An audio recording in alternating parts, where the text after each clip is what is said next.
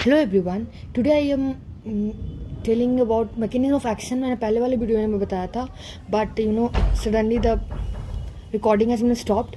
So this was the two mechanism I have told in that video. Now the third mechanism of action, that how the oral and all the contraceptive works. Third mechanism was thick cervical mucus. By doing thick cervical mucus, okay, how कि ये क्या कर देता है कि जब cervical mucus को thick कर देगा, okay, this is the progestin action, mostly the progestin action कि हॉस्टाइल कर देगा कि स्पर्म पेनिट्रेट ही ना कर पाए, ठीक है ना. तो ये हम बोलेंगे कि अगर हम लोग पोस्ट कोइटस अगर हम लोग ऐसा प्रोजेस्टिन एक्शन वाला पिल लें तो क्या ये ऐसा करेगा, थिक सर्वाइकल को म्यूकस थिक कर दे, ऐसा मतलब थिक करेगा, उसका तो एक्शन है, but that will make the sperm to hostile to sperm penetration to no. Okay, this mechanism can not operate क्योंकि अब लेट हो चुका है. Okay, so this was the action. Now fourth, which is the mechanism. Fourth mechanism of action is, मान लेते हैं कि ovulation हो गया, फर्टिलाइजेशन हो गया. So even if ovulation, fertilization सब हो चुका है, ओके ना, फर्टिलाइजेशन अकर्ड, जो ब्लास्टोसिस्ट रहेगा, blastocyst may fail to implant. Okay, why? Because endometrium वो क्या है, आइदर क्या है, हाइपर प्रोलिफेरेटिव, और एंडोमेट्रियम इज हाइपो प्रोलिफेरेटिव.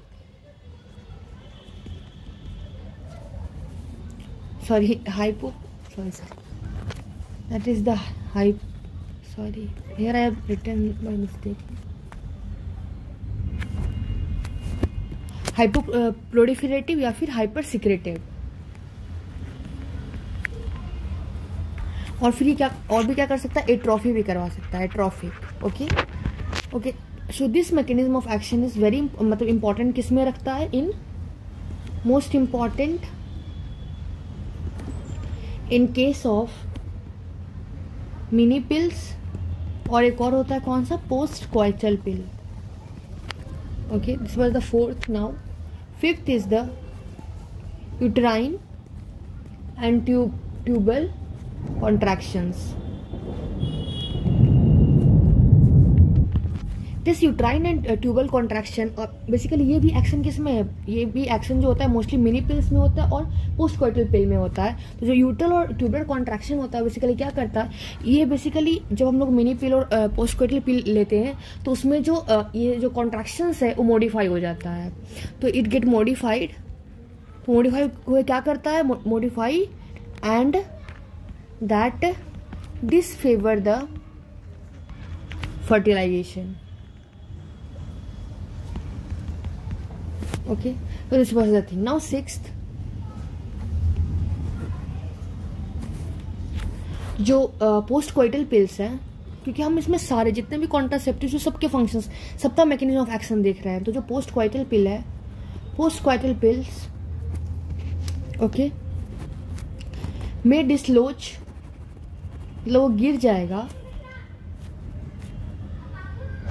में डिसलोच मतलब वो गिरा देगा, सॉरी, में डिसलोच just implanted blastocyst,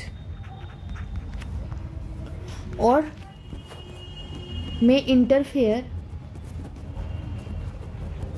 with fertilization and implantation.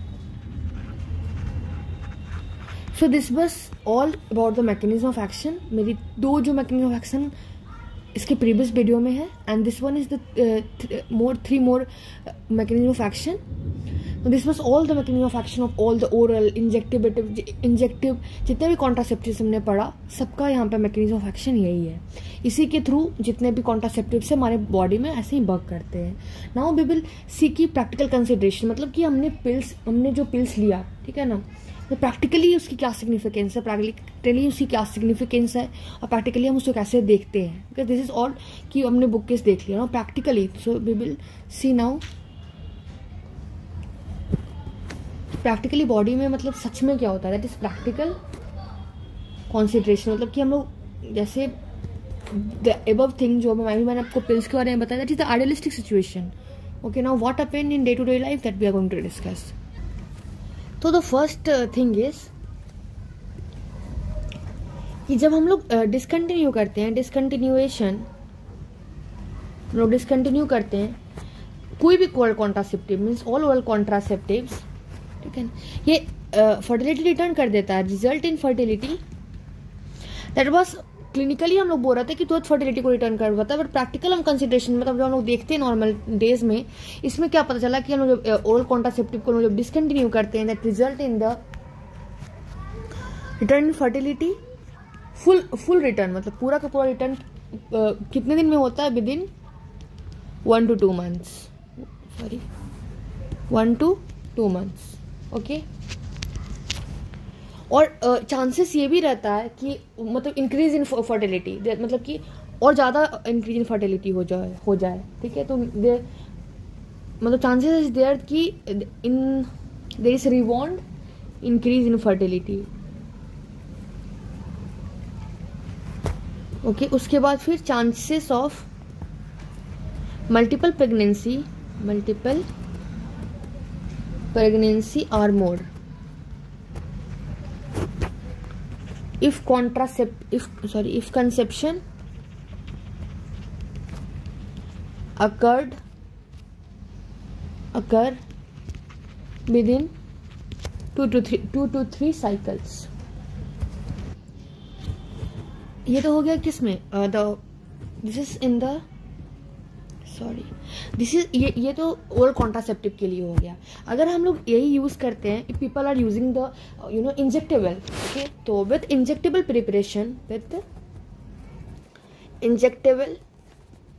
Preparation जो फर्टिलिटी है वो रिटर्न ऑफ फर्टिलिटी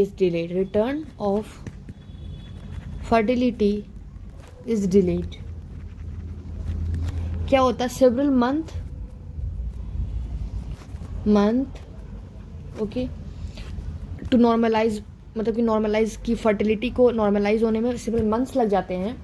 और कभी कभी ऐसा भी होता है कि वो नहीं भी कर पाता है, तो not do so at all, ऐसा भी कभी कभी मतलब कंडीशंस आ जाते हैं.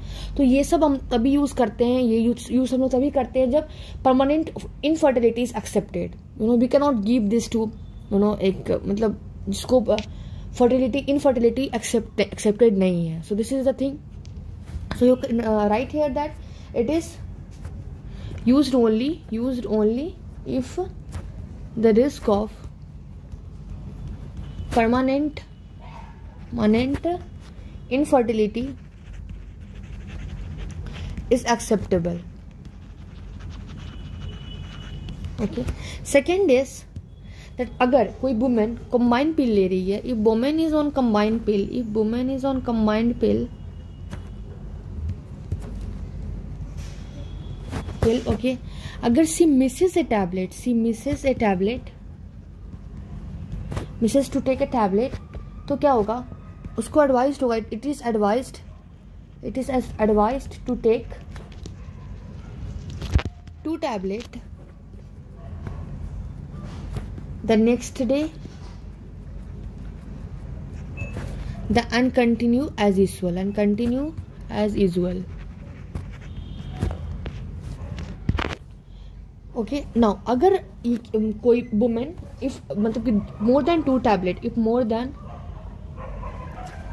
2 टैबलेट्स आर मिस्ड, तो क्या होगा, कोर्स शुड बी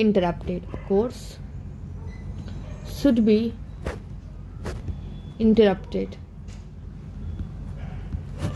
और फिर हम कोई और अदर उसको बोलेंगे कि तुम कोई alternative method of contraceptive use करो.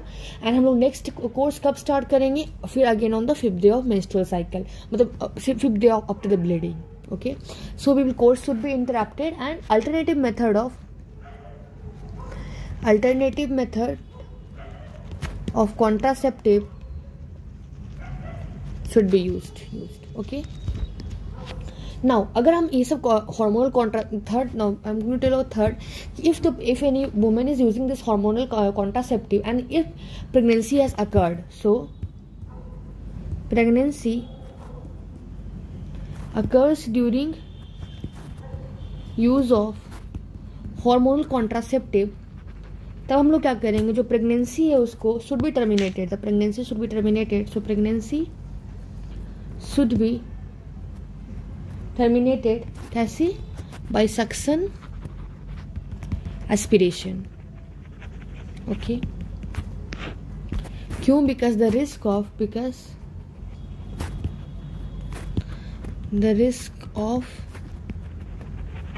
malformation,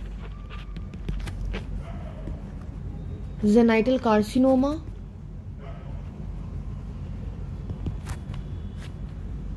okay, that is in the female offspring, and in male offspring what, undescended testis in male offspring.